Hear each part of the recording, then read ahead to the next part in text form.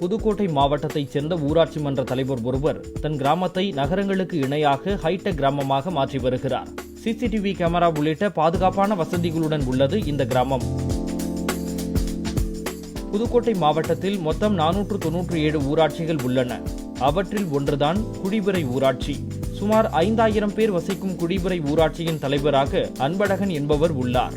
இவர் ஊராட்சி மன்ற தலைவரான பிறகு அந்த கிராமத்தில் கழிவறை உள்ளிட்ட அடிப்படை வசதிகளில் கவனம் செலுத்த தொடங்கினார். ஊராட்சியில் பணம் இல்லை என்றால் தன் சொந்த பணத்தை போட்டு மக்களுக்கான வசதிகளை ஏற்படுத்த தொடங்கினார். அன்பழகனின் அர்ப்பணிப்பு உணர்வு மற்றும் ஈடுபாட்டை கண்ட ஊர் மக்கள் ஊராட்சிக்கு செலுத்த வேண்டிய வரிகளை முறையாக செலுத்த தொடங்கினர். இந்த நிதியை கொண்டு 40 ஆண்டுகளாக தூர்வாராமல் இருந்த குளத்தை தூர்வாரி தண்ணீர் வர பாதைகள் அமைத்தார். தற்போது அந்த குளத்தில் நீர் நிரம்பி வருகிறது.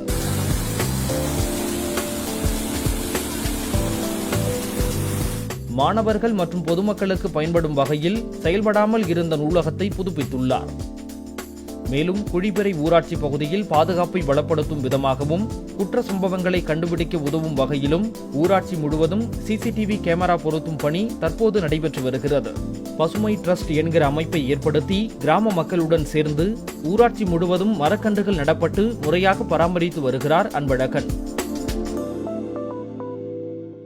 பிற ஊராட்சிகளுக்கு முன் உதாரணமாக திகழும் குடிபிறை ஊராட்சிக்கு மாவட்ட ஆட்சியர் உமா மகேஸ்வரி 50 லட்சம் நிதி ஒதுக்கி ஊக்குவித்துள்ளார்.